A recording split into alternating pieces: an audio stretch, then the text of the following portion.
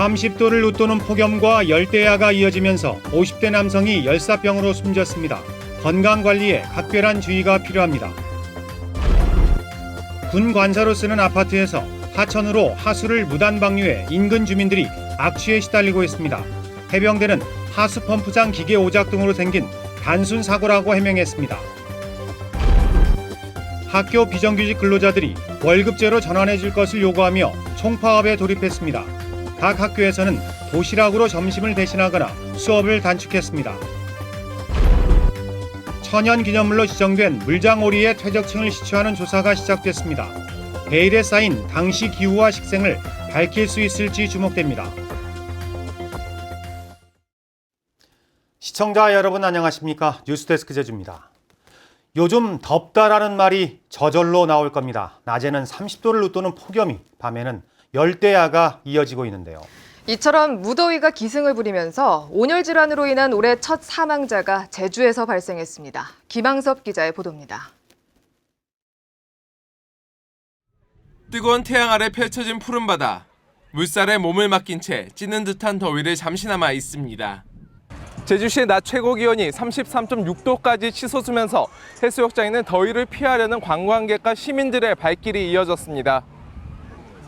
진짜 더워서 너무 힘들었는데 막상 바닷가 오니까 진짜 시원하고 물도 너무 시원하고 너무 좋은 것 같아요.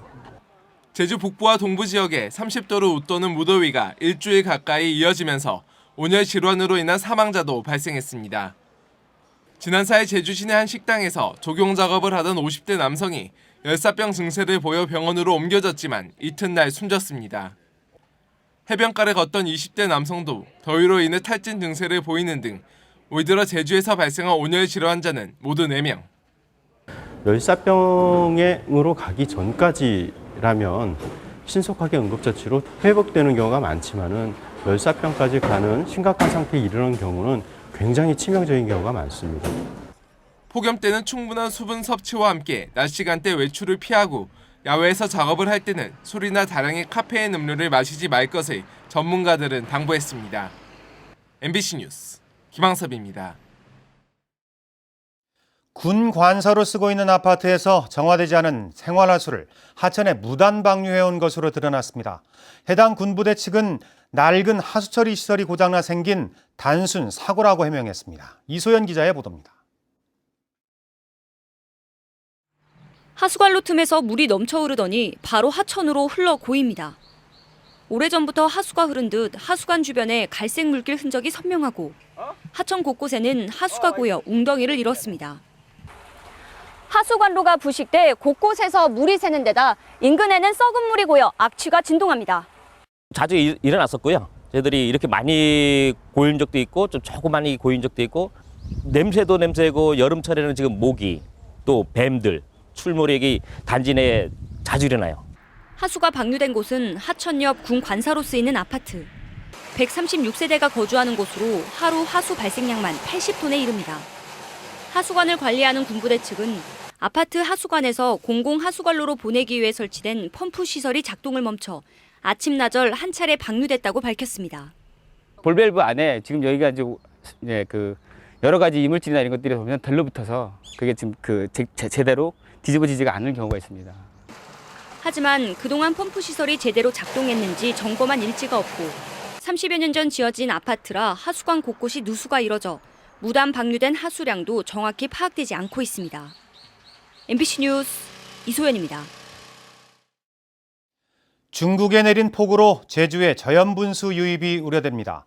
제주도는 양쯔강의 유출량을 지속적으로 모니터링한 결과 유출량이 평년보다 10% 많은 초당 7만 톤을 넘어 2003년 관측 이래 최대라고 밝혔습니다. 이에 따라 저염분수가 제주 해역으로 밀려와 어류와 폐류, 육상 양식장에 피해를 줄 수 있다며 제주 서쪽 해역 15개 정점을 대상으로 예찰 활동을 강화하기로 했습니다. 도내 학교 비정규직 근로자들이 오늘 하루 총파업에 들어가면서 학교에서는 급식 대신 도시락을 먹거나 수업을 단축했는데요. 처우 개선안을 둘러싼 노조와 교육청의 입장차는 좀처럼 좁혀지지 않고 있습니다. 홍수연 기자입니다. 점심시간 학생들이 집에서 싸온 도시락으로 점심을 먹습니다. 급식에 차질이 빚어진 도내 학교는 77곳. 이 가운데 69곳은 도시락이나 빵과 우유 등으로 점심을 해결했고 나머지 8곳은 아예 점심시간 없이 수업을 단축하고 하교했습니다. 파업에 참여한 비정규직 근로자는 전체 조합원의 절반인 600여 명.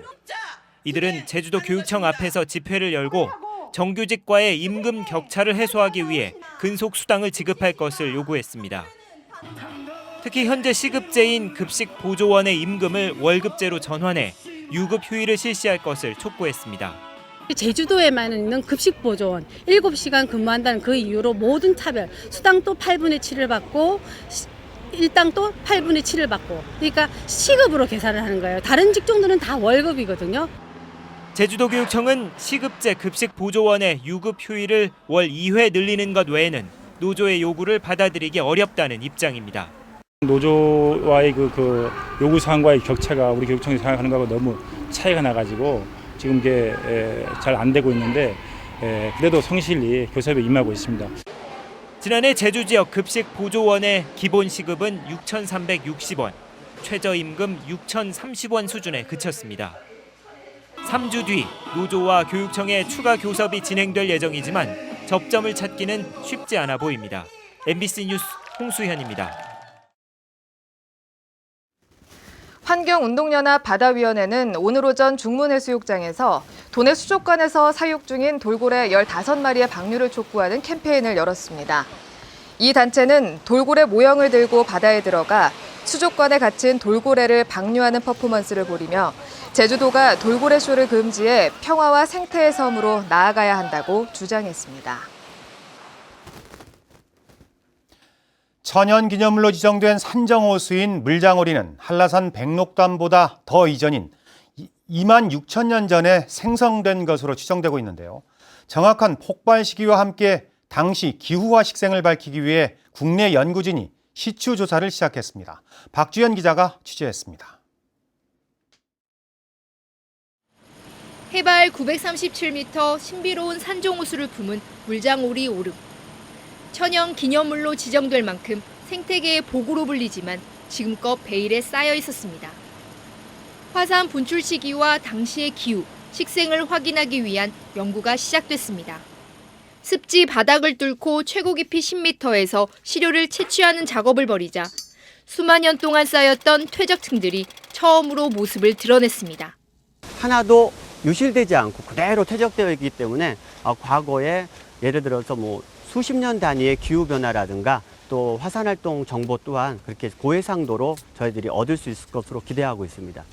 지난해는 한라산 백록담 퇴적층을 시추해 분화구 형성이 최소 19,000년 이상 됐다는 연구 결과와 동아시아와는 차별된 제주도의 고기후적 특징을 일부 확인했습니다. 내년에는 사라오름에서도 시추 작업을 벌여 고도별 식생 분포 현황을 정밀하게 조사하고 주변 오름들의 화산 활동 시기도 확인할 방침입니다. 이 분화구 내부에는 주변에서 터진 오름들에서 날려온 화산재들이 퇴적물과 같이 쌓이게 되는데 그런 퇴적물들을 분석함으로써 그 화산 활동, 주변의 화산 활동들을 순차적으로 구성해 나갈 수 있겠습니다. 물장오리 주변 오름의 화산 분출 시기와 옛 기후, 식생은 이르면 내년 말쯤 확인할 수 있을 전망입니다. MBC 뉴스 박주연입니다. 애월항 2단계 개발 사업이 5년 만에 마무리됐습니다. 제주도는 1,479억 원을 들여 애월항 방파제를 확장하고 5,000톤급 저반시설과 선회장 등을 조성하는 2단계 사업이 끝나 연간 하역 능력이 119만 톤에서 170만 톤으로 증가했다고 밝혔습니다. 한편 애월항 LNG 인수기지 건설은 오는 2019년 마무리됩니다.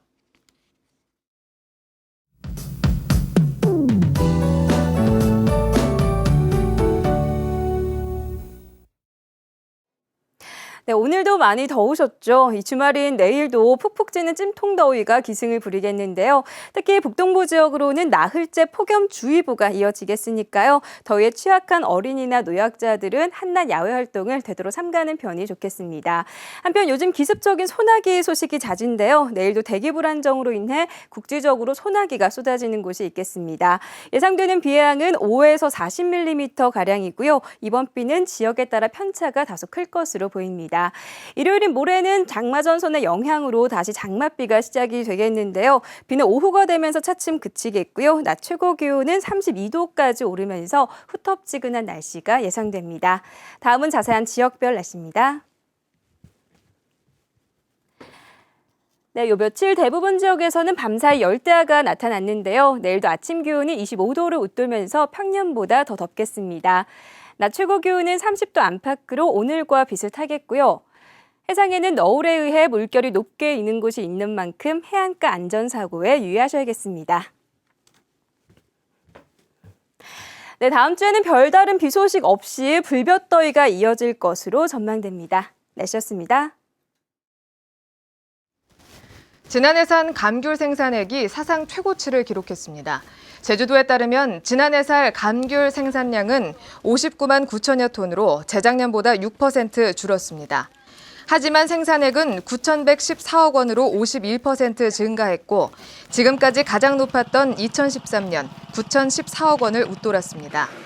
지난해는 여름 가뭄과 고온으로 소비자들이 선호하는 작은 크기의 당산비가 높은 감귤이 많이 생산됐기 때문입니다. 서귀포시는 오는 17일까지 읍면동 사무소를 통해 풋귤 출하를 원하는 농장의 신청을 받습니다. 현지 확인을 거쳐 풋귤 출하 농장으로 지정되면 잔류농약 안전성 검사비가 지원되고 농협과 수매 약정한 농가에는 킬로그램당 180원 이내에서 물류비가 추가 지원됩니다. 올해 풋귤 출하 시기는 8월 15일부터 한 달간입니다. 산림을 훼손해 원상복구를 한 지 2달 만에 다시 훼손한 50대에게 구속영장이 신청됐습니다. 뉴스데스크 제주를 마칩니다. 함께해 주신 여러분 고맙습니다.